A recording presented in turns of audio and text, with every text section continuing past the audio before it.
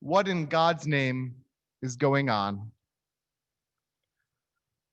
For 2 years, while I was working on my undergraduate degree in political theory and constitutional democracy, I interned at the state capitol in Lansing, Michigan. In one office, I investigated if members of the union representing restaurant workers wanted a smoking ban or not, and read studies about if it was actually safer to require seatbelts to be on buses or not, trying to inform and shape policy and make lives better. In the second office I interned in, I sometimes would be asked to research presidential candidates and their policies to see if they matched my boss's policies. But most of my time was spent drafting letters back to constituents with questions. Those who had written a form letter, I was tasked with writing a form letter which we could use to respond to them. And those who spent the time to craft their own language, I was asked to spend time crafting my own replies. I learned a lot in that limited time. I learned to always include the main message of a letter or email in a single sentence in the first full paragraph. I learned the power of lobbyists who pre-wrote legislation so it could easily be passed by legislators who were too busy to do the research themselves.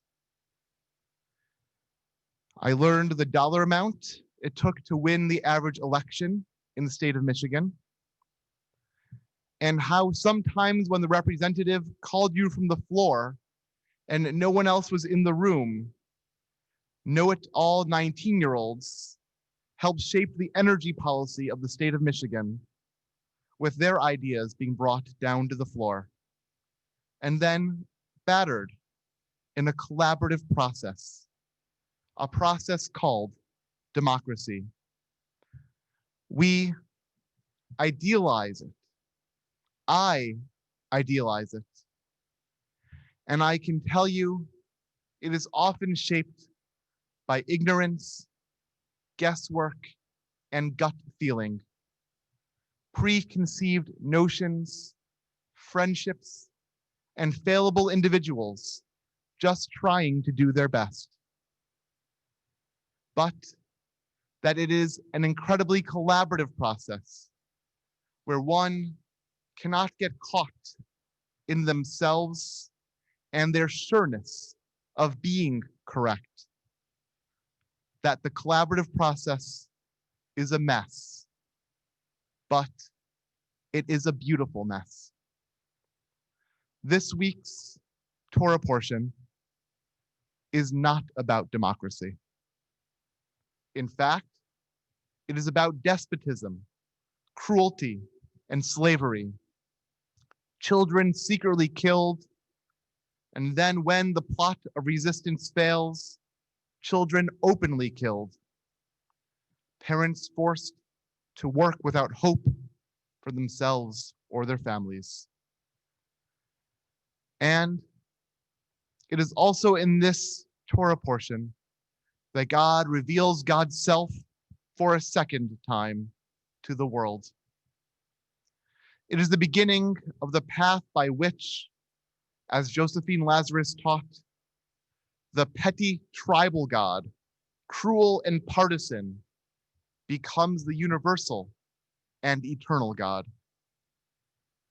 God is revealed in the burning bush, the sneh, this remarkable foreshadowing of the scene at Har Sinai, at Mount Sinai, done in miniature. We'll get to the bush in a moment. But first, I want to spend a few moments on other places where God appears in our narrative. I believe the first place God appears is through Shifra and Puah, names preserved throughout the centuries in every Sefer Torah. the midwives to the Hebrews, ordered to kill the firstborn boys, were civilly disobedient and saved these children's lives.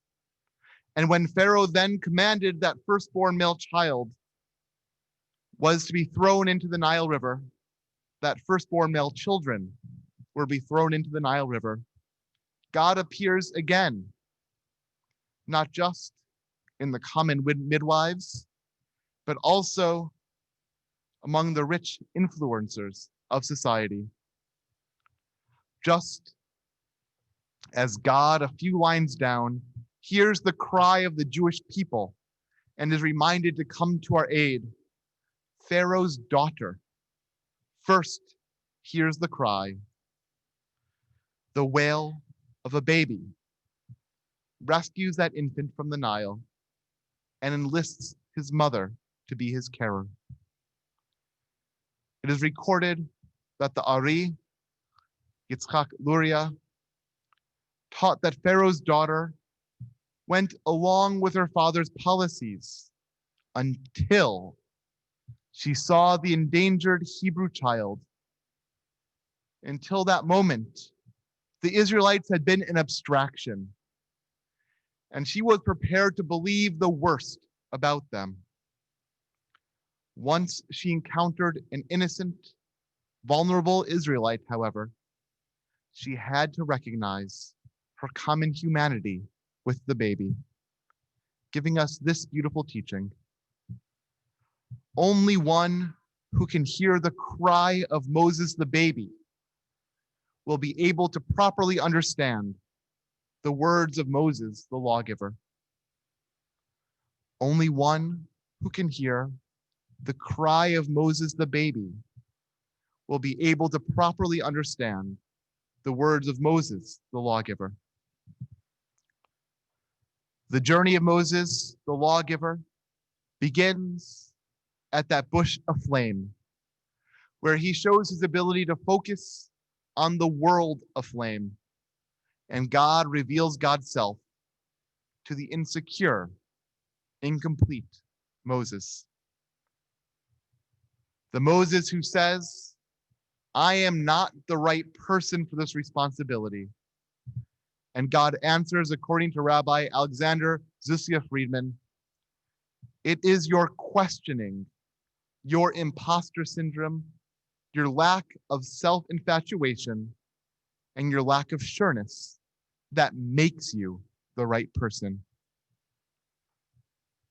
I mean, imagine what would happen if someone was so self-assured of their own rightness that they couldn't see beyond their anger and ego. People might lose their lives if this person was put into leadership. And nations might lose their dignity. And when Moses asks God's name, the answer is well worth paying attention to. God answers, Ehyeh, Asher Ehyeh. I will be what I will be. I am becoming what I am becoming. A reference to the fact that Yud Hey Vav Hey, which appears as one of the names of God in our sacred text, contains inside of it past, present, and future. A reference to the words coming up in a few lines, that God will be with us from generation to generation. And I believe a reference to the idea that God is constantly still becoming. I'll repeat here the words of the essayist and sister of Emma Lazarus, whose poem is associated with the Statue of Liberty, Josephine Lazarus. The petty tribal God, cruel and partisan, becomes the universal and eternal God. I will become what I will become. Democracy is messy.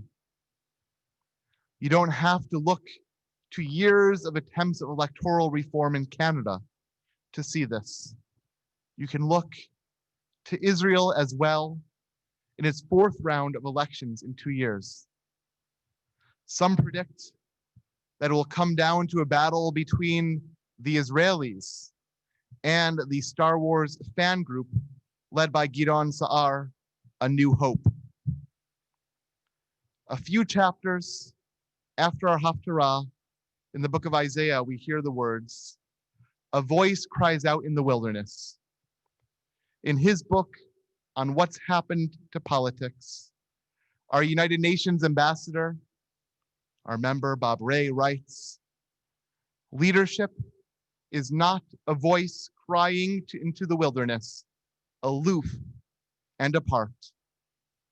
It requires an ability to command as well as to inspire, to learn in the process of collaboration. I will be what I will be. God is still becoming in collaboration with us and our attempts at creating a more just and equitable world. Sometimes in moments of sneh and Sinai, but more often in moments where we hear the cry and need to find it in ourselves to react."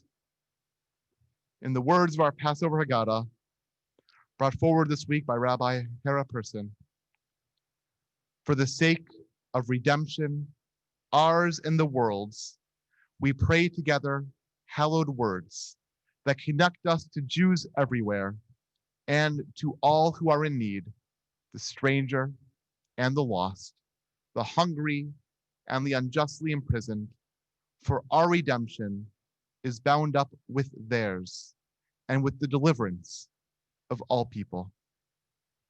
Shabbat Shalom.